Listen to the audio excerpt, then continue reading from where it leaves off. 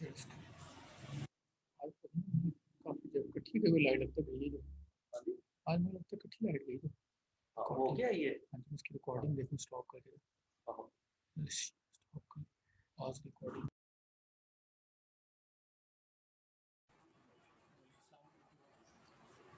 औज़ु बिल्लाहि मिनश्शैतानिर्रजीम बिस्मिल्लाहिर्रहमानिर्रहीम नहमदुहु व नुसल्ली अला रसूलिहिल करीम मुहम्मदिन व अला आलिहि व अस्हाबिहि ajwain.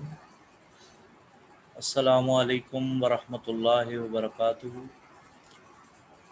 I assume that 63 students are with us and they are listening to my voice. Okay, that's great, mashallah. How are you people and how are you doing? Alhamdulillah, the voice is clear. And now I can imagine, or at least I get a very distinct impression that you can listen to my voice. And I have this conviction that you can understand my simple English. So, this is in the beginning a listening exercise for you people. I am not using any hard word, no hard vocabulary.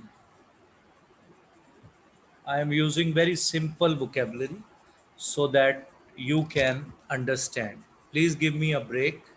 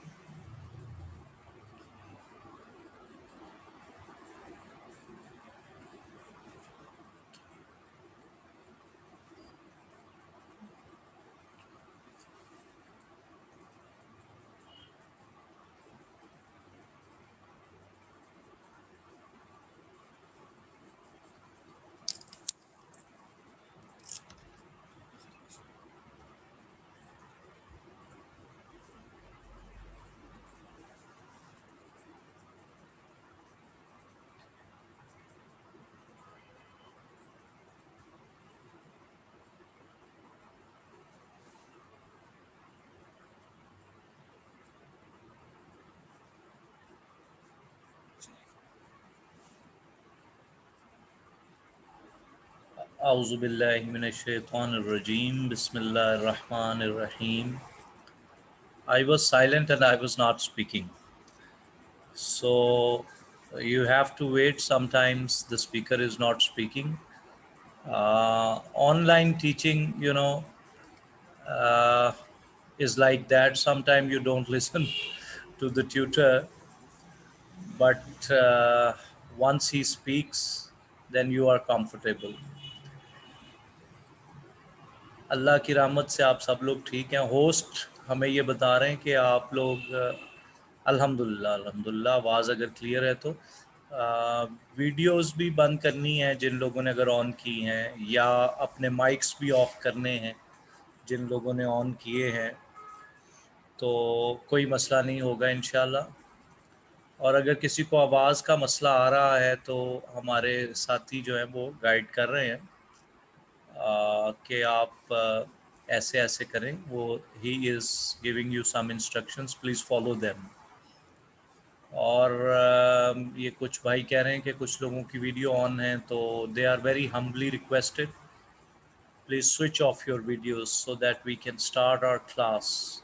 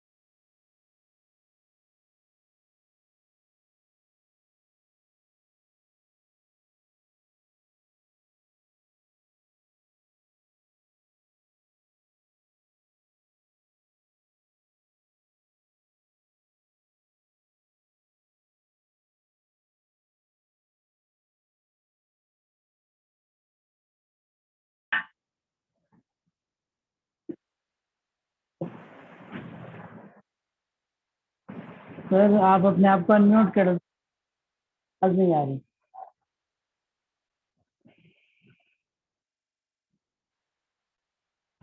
आपकी आवाज मेरे आ रही।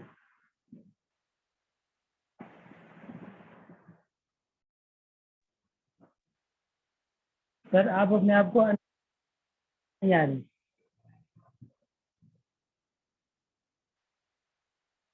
हर mobile से आप कैसे कैसे काम करेगा? सर एक मोबाइल लगाना।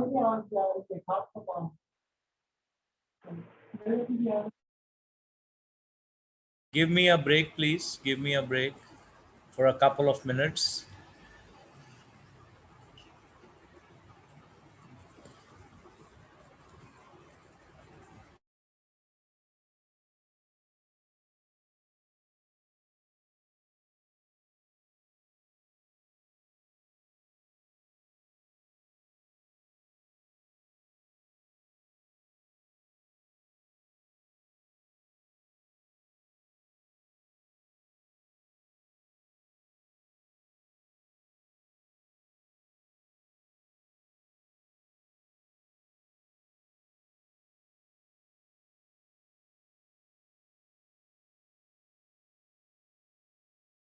जी जी, वापस आ गए हैं, तैयार हो जाइए।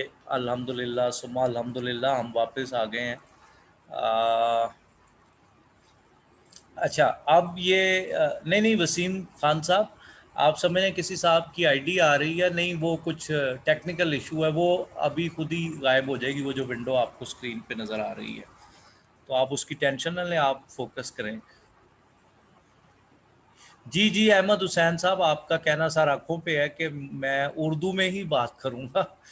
वो तो इंग्लिश में इसलिए बोल रहा था, अभी पढ़ाना नहीं ना शुरू किया था, वो सिर्फ आप लोगों को थोड़ा सा कि अंग्रेज़ी ज़ुबान का थोड़ा मिजाज समझ जाए, लहजे की आदत पड़ जाए। अदरवाइज़ कल भी सारा लेक्चर जो है ना उर्दू में हुआ था, इंशाल्लाह उर्दू में भी होगा, आपने परेशान बिल्कुल नहीं होना, क्योंकि मुब्तदी के लिए तो उर्दू ज़ुबान ही ठीक है, क्योंकि वो समझेगा तो फिर उसको आसानी होगी ना, इंशाल्लाह। तो कोई मसला नहीं है, उर्दू में ही चलने देते हैं। तो कल मैं आपको बता रहा था कि 8 पार्ट्स ऑफ स्पीच हैं अंग्रेज़ी ज़ुबान में, और उसमें 3 ख़ानदान हैं,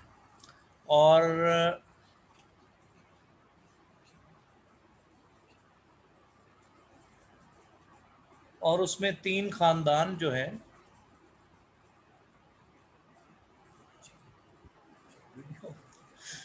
उसमें जो 3 ख़ानदान हैं, वो मैं अर्ज़ कर रहा था कि नाउन, प्रोनाउंस और वर्ब्स।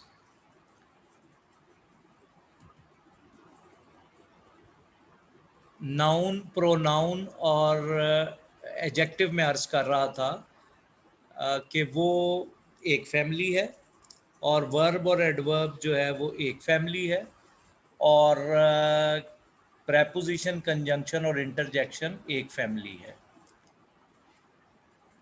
और अब आप ये देखिए कि ये आपके सामने स्क्रीन जो शो हो रही है ना, इसमें नाउन लिखा हुआ है, आप देखिए कि ये लिखा हुआ है इसमें पीपल, प्लेसेस, थिंग्स। बचपन से ना आपको याद होगा कि हम पढ़ते आ रहे हैं कि noun is a name of a person, place, thing और एन आइडिया। तो कि नाम, चीज़, जगह जो होती है ना वो नाउन होती है। जैसे ये आपके सामने सम एग्जाम्पल्स के नीचे अगर आप देखें ना, तो ये लिखा हुआ है dog, cat, garden, work, music, town, Manila, teacher और बॉब। इसी तरह से आप देखिए अगली डब्बे में आपको नज़र आ रहा होगा, और क्या लिखा हुआ है, द सन शाइन्स। अब इसमें नाउन क्या है, सन, और दूसरे में लिखा हुआ है एना गोज टू स्कूल। तो इसमें 2 नाउन है, एना और स्कूल।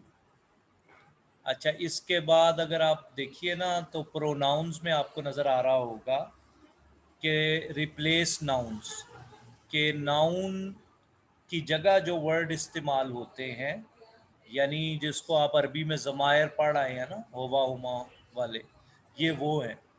तो अंग्रेज़ी ज़ुबान में ये कौन से हैं, he, I, it's, me, my, she, that, this, those, us, who, whom और यू।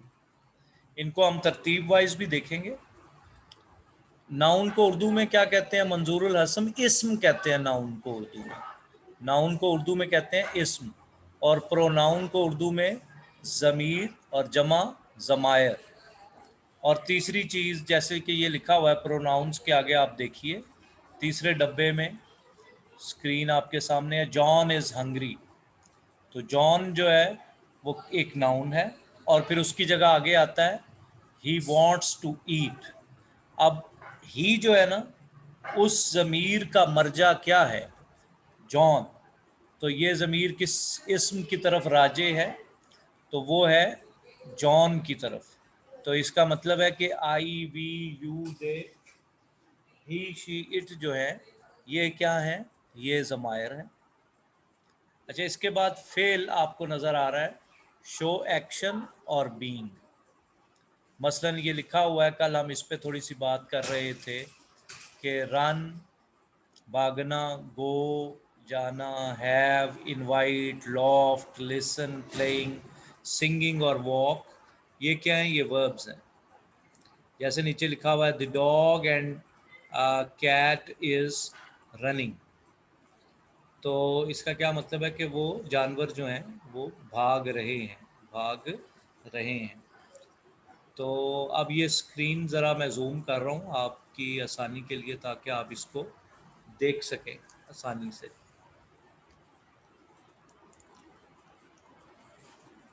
अच्छा, तो आगे हमारे सामने है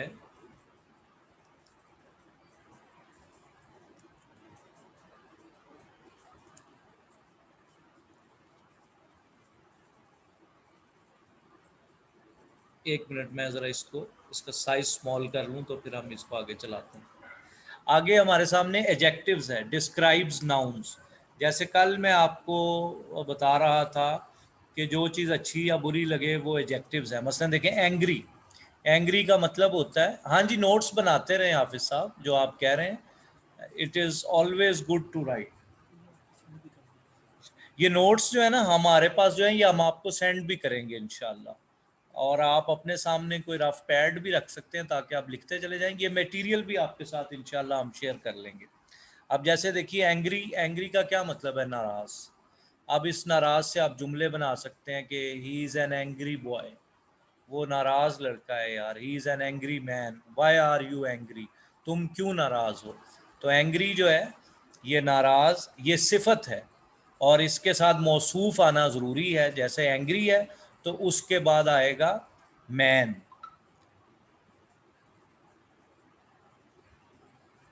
इसी तरह ब्रेव है, ब्रेव जो है वो बहादुर है। ब्रेव क्या है? बहादुर है। अच्छा, अंग्रेज़ी में अगर आप देखते हैं ना तो आप कहते हैं एंग्री मैन, उर्दू में देखते हैं नाराज़ आदमी। लेकिन अरबी में आप लोग पढ़ रहे हैं कि रजुलुन तवील, वहाँ सिफत बाद में या मौसूफ पहले है, लेकिन यहाँ सिफत पहले है अंग्रेज़ी में। यहाँ पहले सिफत है और फिर नाउन है। Angry man, brave man. इसी तरह हेल्दी, सेहतमंद। हेल्दी का मतलब ये होता है कि सेहतमंद, हेल्दी चाइल्ड। और इसी तरह लिटल, लिटल का मतलब छोटा या कम कोई चीज़, किसी चीज़ की कम मिकदार, जैसे लिटल वाटर। इसी तरह आप देख रहे हैं ओल्ड, पुराना, रेड। अच्छा, एक आपको अहम बात मैं बताने लगूं जो आप नोट कर लें, और वो अहम बात यह है कि जितने रंग हैं, रंग, लाउन, ये सारे रंग जो है ना ये एडजेक्टिव्स होते हैं। सारे रंग एडजेक्टिव्स होते हैं, सारे रंग सिफात हैं। इनके बाद इस्म आना ज़रूरी है। ये जैसा कि आप कहते हैं कि हिलाल अहमर, इसी तरह से आप अस्वद कहेंगे, कुछ नहीं है अकेला, जब तक कि आप उसके साथ, मैं कल जैसे बता रहा था ब्लैक स्टोन, आगे आप कुछ और ना लगा दें। तो इसी तरह रेड के साथ आपको लगाना पड़ेगा स्कार्फ, रेड के साथ आपको लगाना पड़ेगा कुशन। इसी तरह स्मार्ट। अच्छा, जितने नंबर्स हैं ना वो भी एडजेक्टिव्स हैं, जैसे वन। अब इसके बाद वन अकेला तो कोई मीनिंग नहीं दे रहा ना, इसके बाद नाउन लगाना पड़ेगा, जैसे कि one pencil, two rubbers, three sharpeners. इसी तरह स्मार्ट, तो स्मार्ट के साथ कोई ना कोई आपको नाउन लगाना पड़ेगा, smart boy, smart move, smart shoes. ये देखें ना 2 आ गया, जो मैं अभी आपसे अर्ज कर रहा था कि इनके बाद तमाम गिनती जो है ये सिफात में आती है। इसी तरह सम भी है। अच्छा, इसके बाद है गुड भी सिफत है, और गुड मैन, इसी तरह बिग हॉल, इंटरेस्टिंग बुक, ये आगे लिखा हुआ है brown dog, fat cat, big garden. ये वही है वो जो आपका मौसूफ सिफत है एडजेक्टिव से, ये बिल्कुल वैसे ही है जो जैसे वहाँ पे अरबी ज़ुबान में आप कंपाउंड पढ़ के आते हैं। मुरक्कब तौसीफ़ी जो आपने पढ़ा था ना अरबी ग्रामर में, ये मुरक्कब तौसीफ़ी ही है। जैसे अल्लाहु गफूरुन वहाँ हम पढ़ के आए 2 मरफू, तो उसी तरह ये एडजेक्टिव और नाउन साथ साथ चलते हैं। समझो है ना, व्याह है, इनकी शादी हुई हुई है। Adjectives and nouns are wedded to each other. अच्छा, अब इससे अगला है एडवर्ब्स। डिस्क्राइब वर्ब्स, एडजेक्टिव्स और अदर एडवर्ब्स। हाँ, ये एक अहम बात है जिसको आप लोगों ने समझना है कि जो एडवर्ब होता है ना, वो होता तो मुआविन फ़ेल ही है, वो फ़ेल में इजाफत पैदा करता है, उसके मीनिंग को वाज़े कर रहा होता है। तो अभी मैं इसके बारे में आपको एक एक मिसाल देता हूँ। पहले आप मेरी बात ज़रा तवज्जो से सुनना, अब मैं जो बयान करने लगा कि जो एडवर्ब होता है ना, वो एक वर्ब की भी वजाहत करता है। अब आप स्क्रीन की तरफ नहीं, मेरी आवाज़ पे फोकस करें जो मैं मिसाल देने लगा।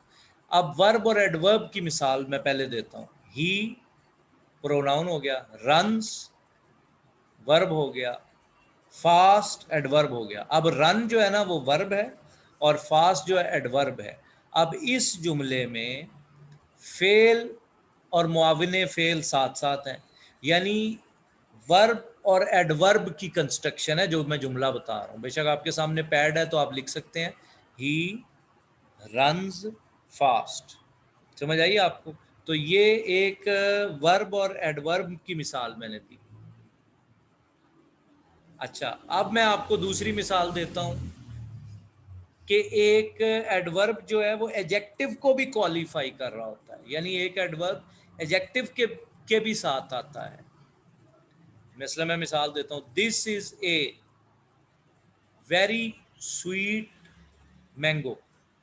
फिर सुने, this is a very sweet mango. अच्छा, अब इसमें देखें एक एडजेक्टिव की वजाहत कर रहा है एडवर्ब। स्वीट क्या है? जो चीज़ अच्छी लगे, मैंने कहा था आपसे अर्ज की थी, वो एडजेक्टिव होता है, वो सिफत होती है ना। स्वीट एडजेक्टिव है।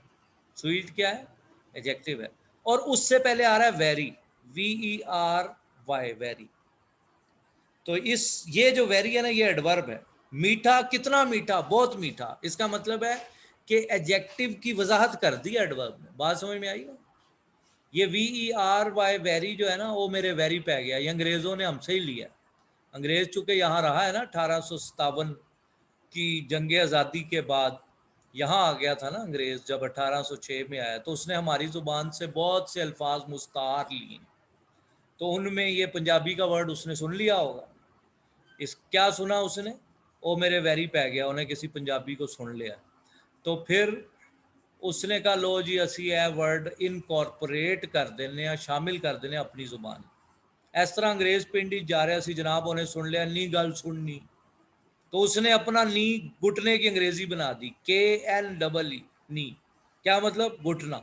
इस तरह उसने अब बहुत से अल्फाज हमसे चुरा लिए हैं। तो अब आपको 2 मिसालें समझ आ गई ना जो मैंने आपसे अर्ज की हैं। अब मैं तीसरी मिसाल देने लगा हूँ। अच्छा, आसिम साहब पूछ रहे हैं एडवर्ब को उर्दू में मुआविन फेल कहते हैं। फेल की वो वजाहत कर रहा होता है ना। क्या नहीं याद होता आपसे? ये नहीं आपने बताया। याद हो जाएंगे आपने सिर्फ कॉन्सेप्ट क्लियर रखना है अपना। तो एक चीज़ को बार बार समझेंगे, याद ना करें, बस कहानी समझ के ना, कहानी समझ के हर चीज़ को लें, इंटरेस्ट पैदा करें। इंटरेस्ट पैदा करेंगे ना तो फिर आपको हर चीज़ आसान लगेगी।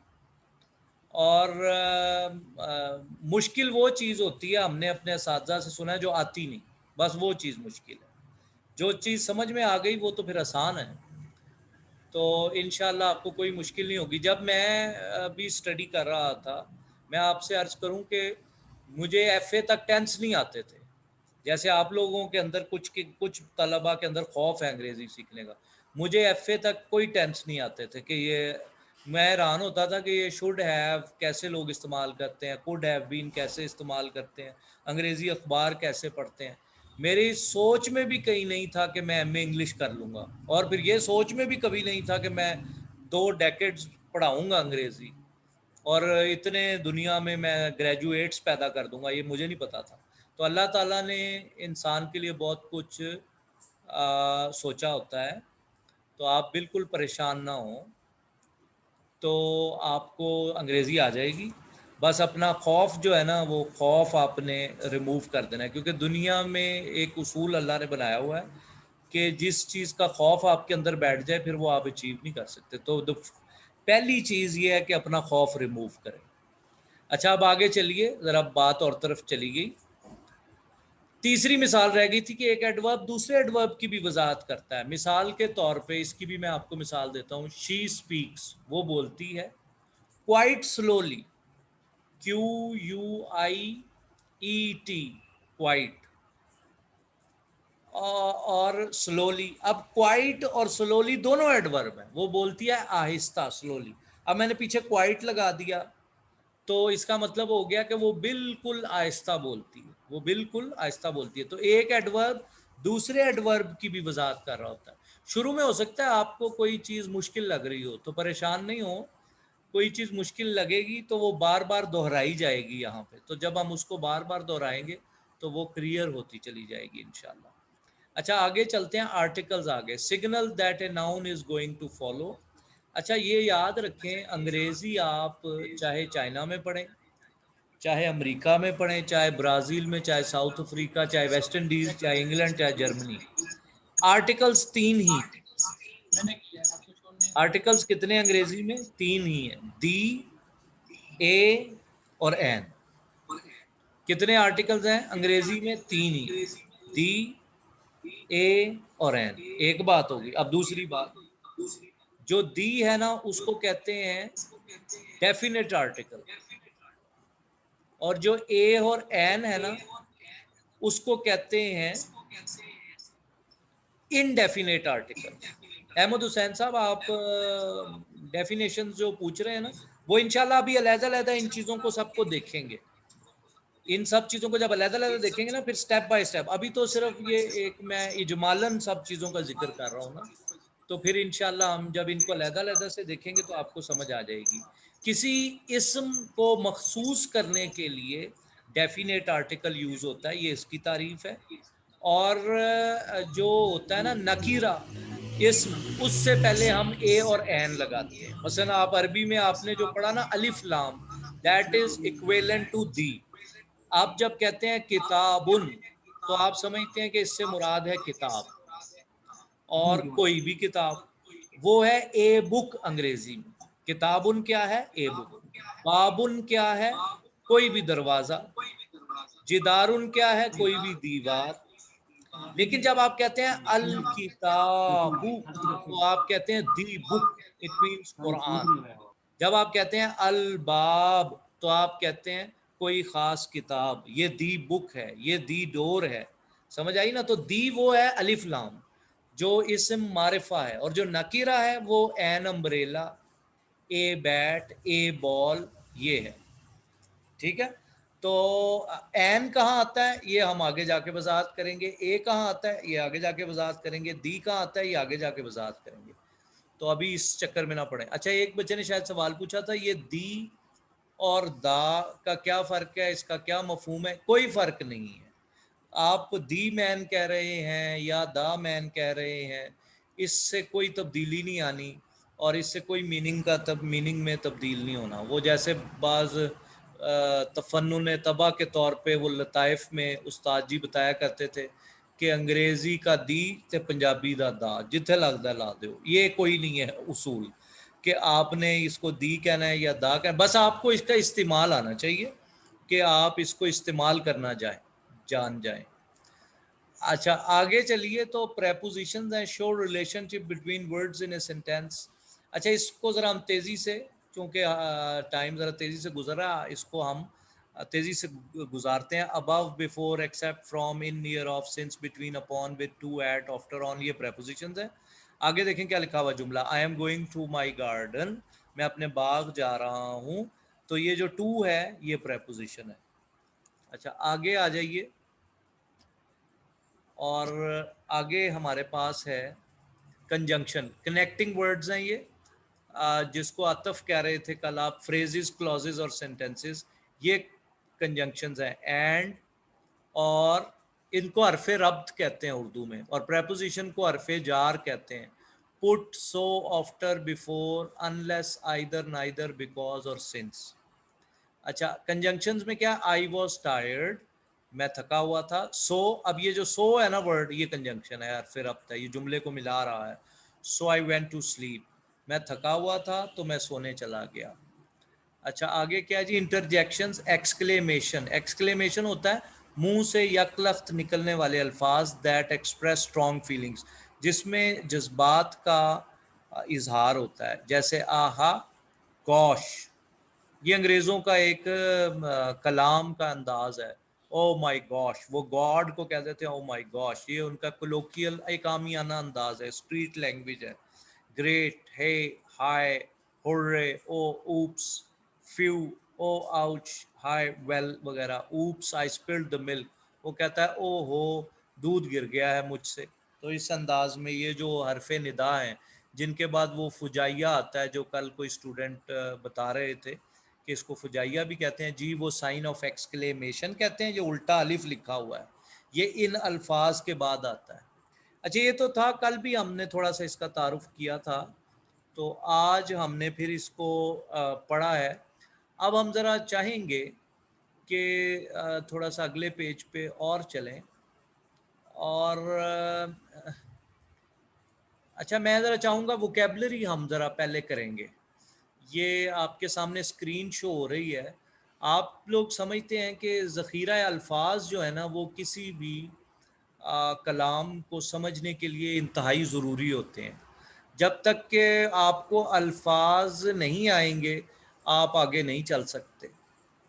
तो ज़ाहिर है कि कुरान मजीद जब हम बच्चों को पढ़ाते हैं, हम उन्हें कहते हैं कौला का मतलब है कहा, यकूलून वो कहते हैं, तो ज़ाहिर है वोकैबुलरी तो फिर आनी चाहिए ना, अनहार, नहरें। तो अंग्रेज़ी में भी अगर आपके पास अल्फाज नहीं है तो आप कहीं भी नहीं जा सकते, तो आप क्या बोलेंगे। अभी आपके सामने स्क्रीन शो हो रही है ना, तो ये ए से कुछ ज़ख़ीरा अल्फाज हैं आपके सामने। कुछ मैं आपसे भी पूछूंगा, अपनी तरफ से भी बताऊंगा, पूछूंगा, कुछ ये भी हैं। ये देखें, ए, ये पहला वर्ड लिखा हुआ है ए और एन। याद रखें अंग्रेजी जुबान में ए का मतलब होता है एक, अमेरिकन इसको आ भी बोलते हैं। आप अभी बेशक लहजे की तरफ ना जाएं, फिलहाल आप उसके मानी पर गौर करें। तो ए का क्या मतलब होता है, एक। ये कहाँ आता है, ये काउंटेबल नाउन, ऐसे अस्मा जो गिने जा सकते हैं ना, उनसे पहले ए आता है या एन आता है। अगर किसी को बिल्कुल भी इंग्लिश पढ़नी नहीं आती तो वो सीख सकता है ना बिनते जुल्फ़कार? जी बिल्कुल सीख सकता है, क्यों नहीं सीख सकता। ऐसी कोई बात नहीं है जो दुनिया में अल्लाह ताला ने इंसानों के लिए बनाई है, वो सब कुछ सीख सकता है। अगर आपका जज्बा सादिक है तो आप सीख सकते हैं। अगर आपको अच्छा उस्ताद मिल गया है और वाकई वो पेन ले रहा है और वो आप पे तवज्जो कर रहा है, तो आप सीख सकते हैं। और आप तो अल्लाह से दुआ करें कि अल्लाह ताला ये मेरे लिए मुश्किल है, मुझे आसान कर दे, तो क्यों नहीं आप सीख सकते हैं। ऐसी कोई बात नहीं है। मैंने खुद बताया ना कि ज़ीरो से हम लोगों ने अंग्रेज़ी सीखी है। हम कोई इंग्लैंड से थोड़ी आए हैं, अमेरिका से थोड़ी आए हैं। बस एक अच्छा उस्ताद मुझे मिल गया था, by the grace of Allah he created a great change in my life. मतलब ये है कि वो उनकी वजह से मेरी ज़िंदगी में तब्दीली आई, मुझे इंग्लिश से मोहब्बत हुई। मैंने कहा यार अंग्रेज़ी ज़रूर सीखनी है, उस्ताद की वजह से। तो आपको आ सकता है, बिल्कुल मोटिवेटेड रहें। तो एक मशहूर जुमला है, बस एक उसूल है, आपने घबराना नहीं है, घबराना नहीं है, इंग्लिश आ जाएगी आपको। तो ए का मतलब है वन, यानी एक चीज। एन का मतलब भी है एक चीज। अच्छा चले मैं आपको उसूल बता ही देता हूँ। एन जो है ना, एन, अब आपने स्क्रीन की तरफ नहीं, मेरी आवाज की तरफ तवज्जो करनी है। ए तो आएगा ना, एक ऐसा इसम जो गिना जा सकता है, जैसे ए फैन एक पंखा, ए बैट एक बल्ला, ए बॉल एक गेंद। जो चीज गिनी जा सकती है उससे पहले ए लगाएं आप, तो ये नकीरा से पहले आता है, ठीक है। अच्छा, एन कहाँ आता है ये जरा समझ लें। अंग्रेजी जुबान में तवज्जो चाहूंगा आपकी, 26 अल्फाबेट्स हैं। कितने अल्फाबेट्स हैं? 26। जैसे अरबी जुबान में 29 अल्फाबेट्स हैं, अलिफ बा ता सा, तो अंग्रेजी में 26 हैं। अच्छा, अब इनमें 5 जो है ना, 5 वो वॉवल्स हैं। जी आसिम साहब, सही आपने कहा। कौन कौन से हैं? A E I O U, they are called vowels. ये हाँ जी वॉवल्स हैं, जज़ाकल्लाह आसिम, आपने लिख दी है वो स्क्रीन पे। तो ये 5 वॉवल्स हैं, बाकी जो है ना उनको कहते हैं कॉन्सोनेंट। अच्छा, अब वॉवल साउंड एक होता है, वो आप लोग बड़े आसानी से समझ जाएंगे। अलिफ और आइन का जो साउंड है ना, वो वॉवल साउंड है। मिसाल मैं देता हूं, जरा तवज्जो से सुनना ताकि ये सारी उम्र आपको उसूल समझ में आ जाए। अब एन 2 शर्तों के साथ आता है।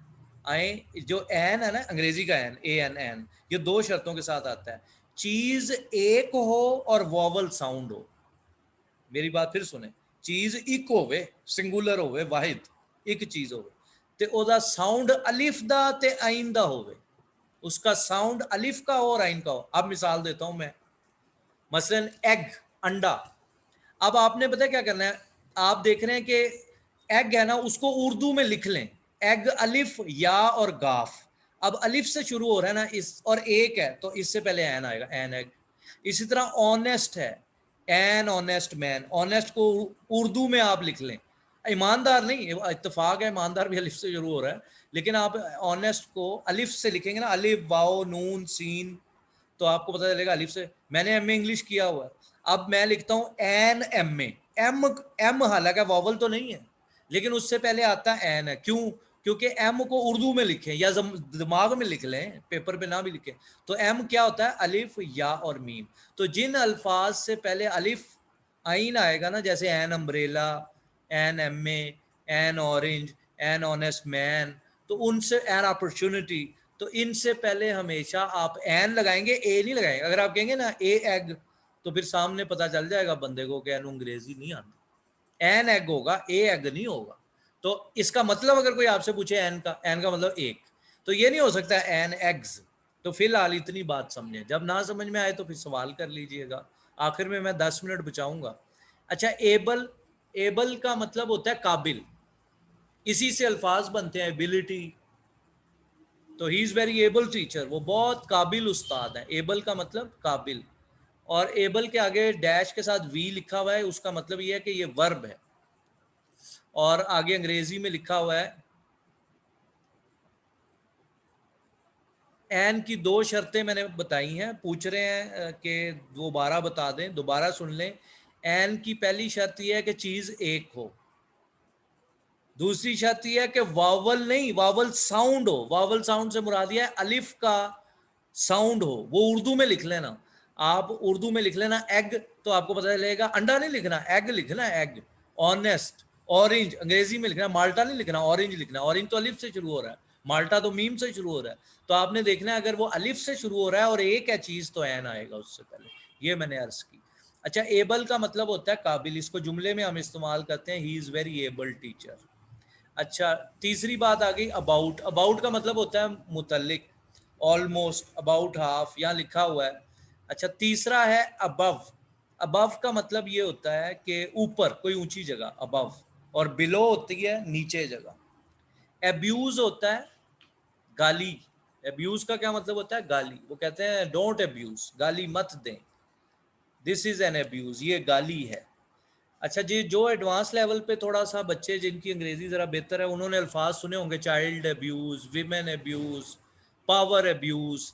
किसी भी चीज़ का गलत इस्तेमाल जो है ना, उसको अब्यूज़ कहा जाता है अंग्रेजी ज़ुबान में। मतलब पावर को अब्यूज़ कर रहे हैं हमारे हुक्मरान, यानी उसका गलत इस्तेमाल कर रहे हैं। और एक आम फहम आमियाना अंदाज में अब्यूज़ का मतलब होता है गाली देना। बच्चे को हम कहते हैं डू नॉट अब्यूज़, गाली मत दीजिए। ठीक है, आगे चलते हैं। एक्सेप्ट, एक्सेप्ट का मतलब होता है कबूल कर लेना। प्लीज एक्सेप्ट माई गिफ्ट, मेरा हदिया कबूल करें। एक्सेप्ट का क्या मतलब है? कबूल करना। एक्सीडेंट, एक्सीडेंट के आगे एन लिखा हुआ यानी ये नाउन है। एक्सीडेंट का क्या मतलब होता है? उर्दू में ही कुछ तो लफ्ज मुस्तामिल है ना। अब ये एक्सीडेंट, कोई अनपढ़ भी आदमी है, जाहिल भी आदमी है, स्कूल भी नहीं गया, लेकिन वो कहता यही है उथे एक्सीडेंट हो गया। एक्सीडेंट का क्या मतलब? हादसा, कोई हादसा पेश आ गया। अच्छा, आगे है एक्यूज। एक्यूज एक फेल है और इसका मतलब होता है इल्ज़ाम लगाना। इसका क्या मतलब होता है? इल्ज़ाम लगाना। तो वो कहता है डू नॉट एक्यूज मी। वो कहता है यार मुझ पर इल्ज़ाम ना धरो, मुझ पर इल्ज़ाम ना लगाओ। अच्छा, एक्रॉस। एक्रॉस का क्या मतलब होता है? पार। The swimmer swims across the river. तैराक जो था उसने तैर के दरिया अबूर किया। एक्ट, एक्ट का मतलब होता है अमल करना। एक्ट का क्या मतलब होता है? अमल करना। इसी से इस्म बना है एक्शन। मैं अलामाते इस्म, अलामाते फेल, अलामाते सिफात ये लहदा पढ़ाऊंगा आपको। फिलहाल आप जरा अल्फाज को देखें, अल्फाज क्या है। एक्टिविस्ट, आमिल। एक्टिविस्ट कहते हैं अमल करने वाले को। एक्टर, एक्टर वो होता है, वो भी अमल ही करता है, लेकिन फिल्मों वगैरह के साथ इस्तिलाह है, जो किसी ड्रामे में, किसी शो में, किसी टीवी पे आए। मर्द हो तो एक्टर है और ख़ातून हो तो एक्ट्रेस है। बहरहाल इसको दूरी रखें आप एक्टर एक्ट्रेस को। आगे आ जाएं। ऐड, ऐड का मतलब होता है इजाफा करना, इजाफा करना।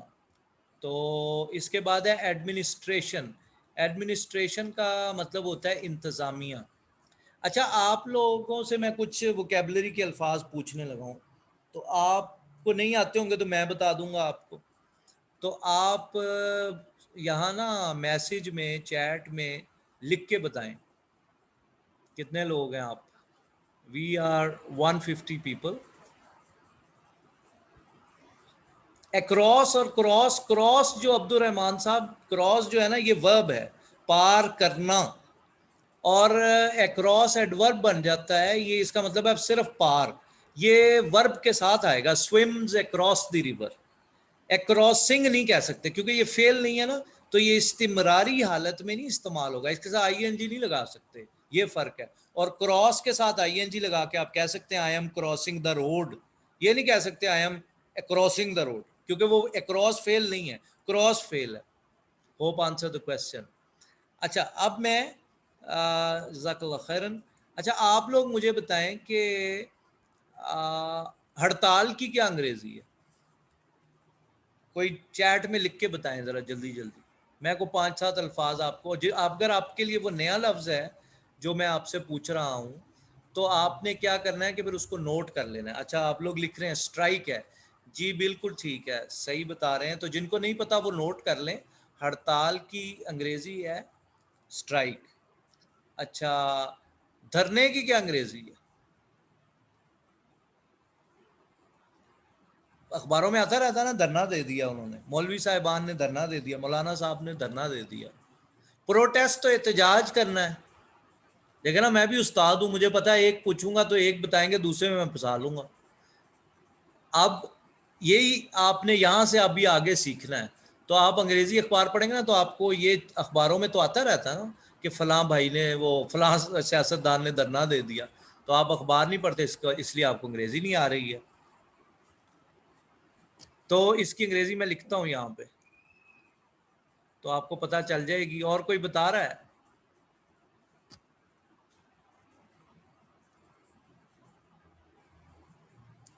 कोई नहीं बता रहा फिर। सिट अल्ताफ सरदी, आपने आधा जवाब दुरुस्त दिया है, सिट, लेकिन इसकी अंग्रेजी है सिट इन। सिट डाउन नहीं, सिट इन धरने को कहते हैं। अच्छा, रैली की क्या अंग्रेजी है? रैली की कहते हैं उन्होंने रैली निकाली। जज़ाकल्लाह खैरन।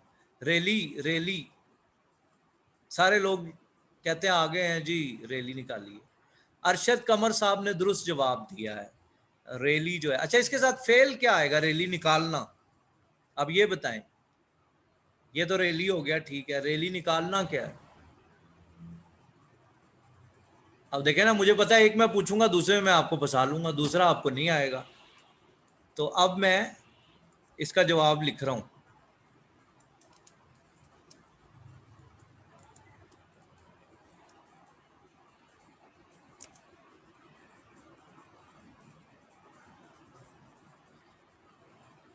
स्टेज अ रैली। अच्छा, अंग्रेजी कोई मुश्किल नहीं है। मैं तो हमेशा पढ़ाते हुए ये कहता हूँ, मैं उस स्टूडेंट की शक्ल देखना चाहता हूँ जो कहता है अंग्रेजी मुझे नहीं आती। अंग्रेजी भी कोई सीखने की चीज़ है, सिर्फ कहानियाँ, इसमें थोड़ी सी तवज्जो की ज़रूरत है। हाँ, ये असल में हम चूँकि ऑनलाइन पढ़ रहे हैं ना, थोड़ा सा बैरियर है, तो क्लासरूम का साइज़ ज़्यादा है, बहुत से लोग हैं, मेरे लिए मुमकिन नहीं है, गैर इख्तियारी मामला है मेरे साथ कि मैं सब लोगों के मैसेज पढ़ के फौरी तौर पे जवाब दे सकूं। कोशिश कर रहे हैं कि आहिस्ता आहिस्ता आप लोगों को असिस्ट करें। तो आपने बिल्कुल, मैं वही बात कह रहा हूँ कि घबराने की ज़रूरत नहीं है। अभी एक हफ्ता आप पढ़िए, अपने तौर पे मेहनत करें। कुछ मुश्किल होगी तो आप ग्रुप में सवाल मज़ीद कर सकते हैं, इंशाल्लाह आपको असिस्ट करेंगे, बहुत आसान हो जाएगा। और आप कहेंगे लो एनी जी गल सी जिहदे से मैं परेशान हो रहा सा। ऑर्गेनाइजिंग ए रैली का मतलब ये होता है कि रैली को ऑर्गेनाइज करना, मुनज़्ज़म करना, लेकिन रैली निकालना जो है वो मैंने लिख दिया स्टेज रैली। अच्छा, नारे लगाने की अंग्रेजी बताएं, एक दो बता दें 2-3 मिनट में। नारे लगाना,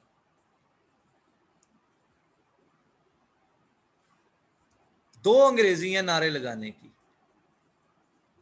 राशिद अली साहब, आपने कोई वर्ड लिखा है जो अंग्रेजी में ये लफ्ज मौजूद ही नहीं है?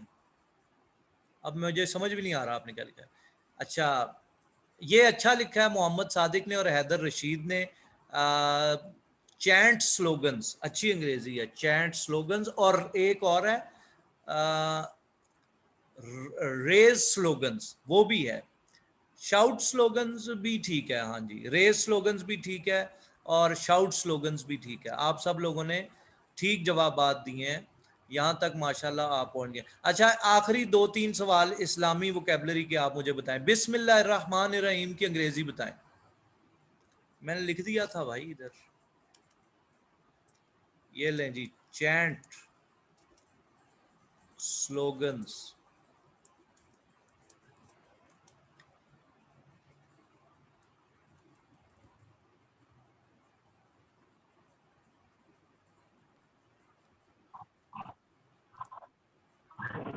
तो इसकी अंग्रेजी में लिखोगे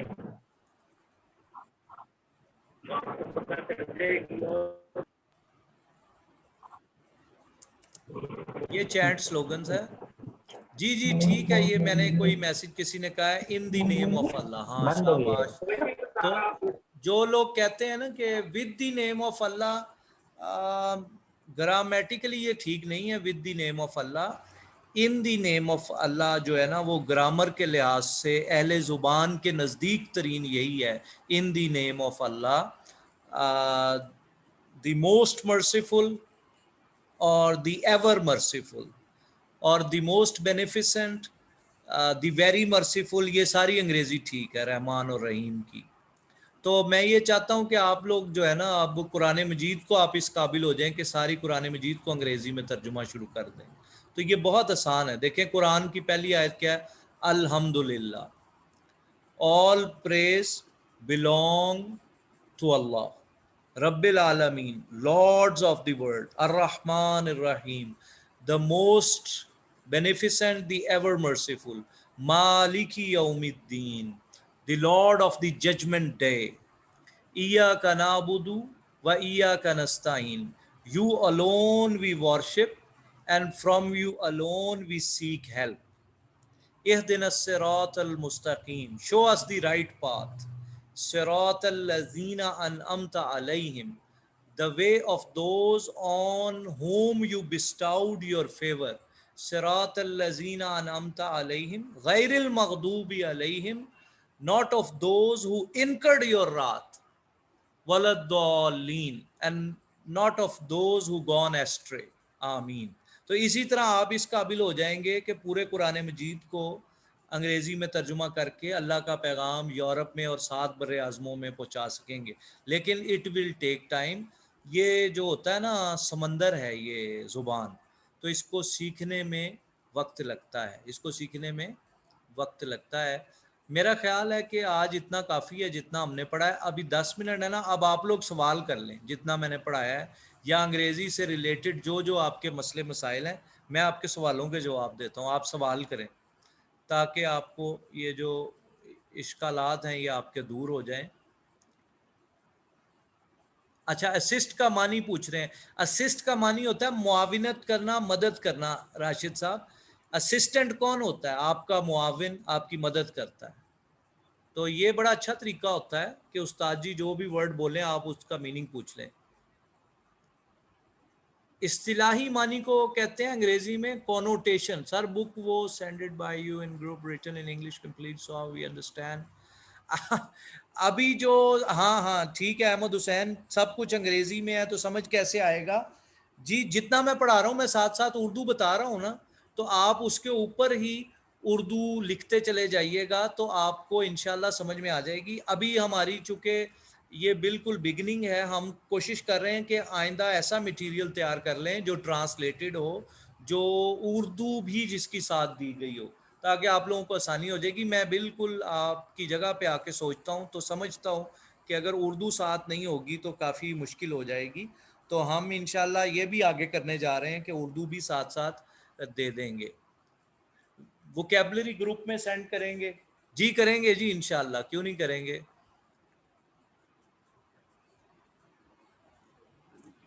एक्यूज का मतलब होता है इल्जाम देना किसी को, और एक्यूज्ड अगर कह दें तो वो मुल्जिम हो जाता है। जी जी, नोट्स आपको प्रोवाइड किए जाएंगे, आपने बिल्कुल परेशान नहीं होना। नहीं नहीं नहीं, ये आपके जहन में खौफ है कि अंग्रेजी जो है इतनी मुश्किल है कि इस हदाया से भी ज़्यादा मुश्किल है। आसान है अंग्रेजी। आर्टिकल्स का मतलब उर्दू में भी इसको आर्टिकल्स ही कहा जाता है। धरने की अंग्रेजी मैं बताता हूँ, तो इसको उर्दू में भी हम आर्टिकल्स ही कहते हैं। और ये नकीरा और मारिफा बनाने के लिए इस्तेमाल होते हैं आर्टिकल्स। इस्म को नकीरा और मारिफा बनाने के लिए आर्टिकल्स इस्तेमाल होते हैं, और आर्टिकल से मुराद ये है ए, एन और दी।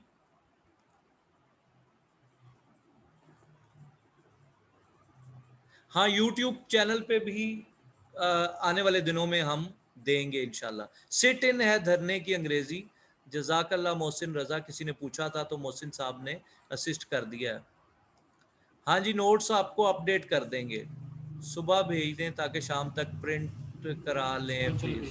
सुबह भेज देंगे इंशाल्लाह, कोई मसला आपको नहीं होगा। थोड़ा थोड़ा हम पढ़ रहे हैं आपको ताकि आसानी हो। सर नारा लगाने की स्पेलिंग बता दें।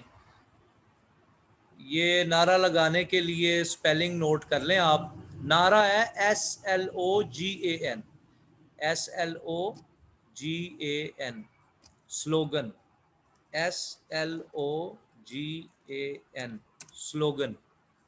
स्लोगन नारा है, चैंट नहीं, chant. Chant at the end of all lecture should be summarised.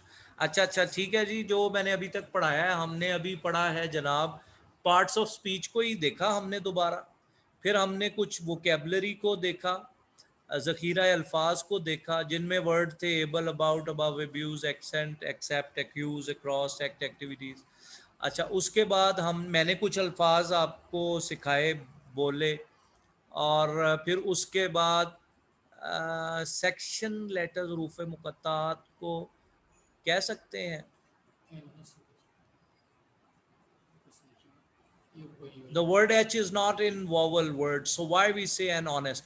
उसकी वजह ये है H silent है मेरे प्यारे भाई, H is silent. This is not honest, this is honest. So H is silent, the sound is honest. ये है। ये हरूफ मुक़त्तात को अंग्रेजी में कोड वर्ड्स कहते हैं, जो मुफस्सिरीन ने अंग्रेजी तराजिम में देखता रहता हूँ तो उसको कहते हैं code words. You know, this is coding between Allah and his apostle. रसूल को अंग्रेजी जुबान में मैसेंजर कहते हैं जी। वोकैबलरी का मानी है ज़ख़ीरा अल्फाज, ठीक है। एन की दो शर्तें क्या है, मैंने अर्ज किया था, चीज़ एक हो और वॉवल साउंड हो। वसीम साहब ने कुछ पूछा है, मुझे सवाल नहीं पढ़ा जा रहा। रैली के यही स्पेलिंग है अब्दुर्रहमान जो आपने लिखे हैं, RALLY, रैली। और कोई पूछ लें, और क्या आप पूछना चाह रहे हैं। तो आप लोगों ने करने का काम ये करना है कि जितना पढ़ाया जा रहा है बस उसको। एन की वजूहात वसीम भाई आपसे अर्ज की थी मैंने कि एक चीज़ हो, जैसे अम्ब्रेला है, छतरी एक है, तो अब इसको अलिफ का साउंड आ रहा है। अम्ब्रेला उर्दू में लिखो तो आएगा अम्ब्रेला, अलिफ से शुरू हो रहा है तो N umbrella, N orange, an egg, ये 2 शर्तें हैं एन की, ठीक है। तो आपको कोई मुश्किल नहीं होगी। होमवर्क आसिम साहब आपका यही है, जो पढ़ाया बस उसको रिवाइज कर लें एक दफा। रैली को रैली इंग्लिश का ही वर्ड है। जो लेक्चर होता है इस अंदाज से नोट्स भेजा करें, ठीक है जी, इसी अंदाज से नोट्स भेज देंगे, कोई मसला नहीं है, आपको हम मुश्किल में नहीं आने देंगे। अच्छा, रीडिंग के लिए कोई किताब बताएं तो इंग्लिश फास्ट हो जाए। इंग्लिश तो पहले ही बड़ी फास्ट है यार, और कितनी फास्ट करनी है। मैं आपसे अर्ज करूं, अंग्रेजी जुबान की ग्रामर जो है ना, वो जो चोटी की ग्रामर है, जो अंग्रेजी की हदाया है, वो रैन एंड मार्टिन है। रैन एंड मार्टिन जो है ना, वो आम उस्ताद भी नहीं पढ़ा सकता। वो ऐसी म्यारी किताब है जो अंग्रेज ने अलीगढ़ में लगवाई थी, जो कायदे आजम ने पढ़ी, जो अल्लामा इकबाल रहमतुल्लाह अलैह ने पढ़ी, सब बड़े बड़े, वो 200-300 साल पहले की ग्रामर थी। अब उसका इंडियन वर्जन आता है, किसी दिन मैं उसकी तस्वीर शेयर कर दूंगा, आप उसको घर में ज़रूर रखें। उसकी की भी मिलती है, उसको थोड़ा थोड़ा पढ़ते रहें, लेकिन वो बगैर उस्ताद के आपको समझ में नहीं आएगी। लेकिन बहरहाल अपने पास उसको रखिए। तो रैन एंड मार्टिन मैं लिख देता हूँ। काबिल को एबल कहते हैं भाई। अच्छा, रैन एंड मार्टिन की तस्वीर भी किसी वक्त आपको I would love to share with you. 200-300 रुपए की मिलती है किताब, उर्दू बाजार से सस्ती मिलेगी। रैन एंड मार्टिन, ये मैंने मैसेज किया आपको। Wren and Martin, this is the best grammar of the world. ये मैंने लिख दिया है, ये पूरी दुनिया में पढ़ी पढ़ाई जाती है। और आपको पता है जो ग्रामर उसकी 300 साल उम्र होती है। ज़ुबान तो एक तगय्युर पजीर चीज़ है ना, तो सिवाय अरबी ज़ुबान के दुनिया की सारी ज़ुबानें बदल चुकी हैं। शेक्सपियर जो है सबसे बड़ा अंग्रेज़ है, जो 1564 में पैदा हुआ, 1616 में फौत हो गया। अगर आज वो हमारी क्लास में यहाँ आ जाए तो वो मुझसे पूछेगा, सर आप कौन सी ज़ुबान पढ़ा रहे हैं? शेक्सपियर की ये ज़ुबान ही नहीं है, ज़ुबान ही बदल चुकी है। ये तो अरबी ज़ुबान, चूँकि अल्लाह का कलाम अरबी में है, किताब अजीम अरबी में है, और अल्लाह ताला ने इरशाद फरमा दिया है अपने कलाम में कि अल्लाह ताला फरमाते हैं, इन्ना नहनु नज़्ज़लना ज़िक्रा व इन्ना लहू लहाफ़िज़ून, we have descended this book and we are going to preserve it. इस वजह से ये किताब महफूज है, अरबी ज़ुबान भी महफूज है। Parts of speech Afzal Anwar Mufti, हाँ अहमद हुसैन जज़ाकल्लाह खैरन। अफजल अनवर मुफ्ती साहब की जो सीरीज़ किताबें अंग्रेज़ी ज़ुबान में, वो मैचलेस हैं, बहुत अच्छी हैं। वो किताबें भी आप ख़रीद लें, वो उर्दू में हैं। बल्कि चूँकि अच्छा हो गया, ये मैंने आगे जाके आपको जिक्र करना था। अफजल अनवर मुफ्ती साहब की जितनी किताबें हैं ना, वो उर्दू में मौजूद हैं। वो अब उनका इंतकाल हो चुका है, लेकिन 50 साल पहले लाहौर के इलाके समनाबाद में वो मुकीम थे। उन्होंने बड़ा अच्छा काम किया, direct indirect, active passive, parts of speech, tenses. उन्होंने उर्दू में, आप जैसे जो लोग हैं ना मौलवी साहिबान, मैं मौलवी साहिबान का स्पेशलिस्ट टीचर हूँ, आपको अभी आगे जाके इंशाल्लाह अल्लाह की रहमत से पता चल जाएगा। मुझे पता है मौलवी साहिबान की अंग्रेजी में क्या मसला है। सबसे बड़ा मसला मौलवी साहिबान का जो है ना, वो है स्पेलिंग्स। तो मैंने बड़े बड़े साल लगाए हैं मौलवियों के स्पेलिंग ठीक कराने में। क्या पूछ रहे हैं? वांट्स का मतलब है चाहना। तो आसिम साहब भी मेरी बात से इत्तिफाक कर रहे हैं कि स्पेलिंग बहुत बड़ा मसला है। तो जनाब आप बिल्कुल घबराएं ना, थोड़ा सा वक्त गुजरने दें तो इंशाल्लाह आपके स्पेलिंग ठीक हो जाएंगे। अच्छा, अब मेरा वक्त ख़त्म हो चुका है। अच्छा, एक ऐप और है डाउनलोडेबल, उसका आपको बड़ा फ़ायदा हो जाएगा, वो है यू डिक्शनरी। यू डिक्शनरी, उसकी तस्वीर भी किसी वक्त मैं आपको, अल्लाह आपको खैरियत से पहुंचाए, इसकी अंग्रेजी बता दूं। हाँ, तो may you reach your destination safe and sound, ये अंग्रेजी। आप अंग्रेजी का कोई वर्ड, कोई जुमला, शर्माना नहीं, आप मुझसे पूछें। जो मुझे आता होगा वो मैं आपको बताऊंगा, जो मुझे नहीं आता होगा वो मैं तहकीक करके आपको बताऊंगा। तो इसलिए पूछने में ना शर्माएं। जैसे इन्होंने पूछा, बड़ा अच्छा लगा कि अल्लाह आपको खैरियत से पहुंचाए। तो चूंकि ये ज़ुबान हमारे ईसाई भाइयों की है ना, तो वो अल्लाह का लफ्ज़ नहीं कहते, तो वो इस जुमले को कहते हैं, may you reach safe and sound. जो दुआ के अल्फाज है ना, वो हाँ जी, हेलो इंग्लिश ऐप भी बहुत अच्छी है, बहुत सी ऐप्स हैं, तो एक यू वोकैबुलरी है। अच्छा, यू डिक्शनरी जो मैं उसका तारुफ ये है कि उसमें ज़ख़ीरा अल्फाज हैं, तो वहाँ उर्दू में वर्ड का ना मीनिंग आ जाता है, उर्दू में मीनिंग आ जाता है, गूगल में भी आ जाता है, गूगल ट्रांसलेटर गूगल पे भी आ जाता है। वो यू की मेरे कुलीग हैं आहद भाई, उन्होंने मुझे तारुफ करवाया है, वो डाउनलोडेबल है फ्रीली, इट इज़ अवेलेबल। मैं कौन हूँ इसकी अंग्रेजी बता दूं, हु एम आई, तो मैं कौन हूं। कैन का मतलब होता है सकता, था नहीं, ये सका जो है ना वो कुड है, कुड वो पास्ट टेंस है, तो कैन है मैं भाग सकता हूं, आई कैन रन, मैं तिलावत कर सकता हूं, आई कैन रिसाइट, तो प्रेजेंट का जुमला हो तो कैन आएगा। समझ में आ गया। मोहम्मद अनीस साहब मैं कौन हूं, हु एम आई, तो ये इसकी अंग्रेजी है। तो अब इसी इन सवालात के साथ बाकी सवालात कल के लिए रख लें, तो कल 8 बजे हु आई एम क्यों नहीं, वो इसलिए नहीं आसिम भाई कि सवाल जब अंग्रेजी में या किसी जुबान में पूछते हैं तो उसमें हेल्पिंग वर्ब पहले लाते हैं। तुम कहाँ जा रहे हो, तो वेयर आर यू गोइंग या वेयर यू आर गोइंग, तो आप कहते हैं वेयर आर यू गोइंग, तो इसलिए हेल्पिंग वर्ब पहले आता है, फिर सवाल बनता है। अगर आप ये अंग्रेज को कहेंगे वेयर यू आर गोइंग, वो ही विल स्टार्ट लाफिंग, वो हंसेगा, वो कहेगा यार इन्होंने अंग्रेजी नहीं आती। तो हेल्पिंग ये वजह है। अनवर अफजल के बारे में क्या बताया, अनवर अफजल मुफ्ती, इनकी किताबें 20-20 रुपए की हैं, मोइनुत तर्जुमा, पार्ट्स ऑफ स्पीच, ये आप ले लें। मोइनुत तर्जुमा मुझे याद करवाइएगा, मैं उसके बारे में गाइड करूंगा। तो हमें वक्त की पाबंदी करनी है ना, तो अब वक्त जो है पूरा हुआ चाहता है, और तो अल्लाह ताला आपको खुश रखें इस दुआ के साथ। इजाज़त दीजिए, अपनी दुआ में रखें। अस्सलाम वालेकुम।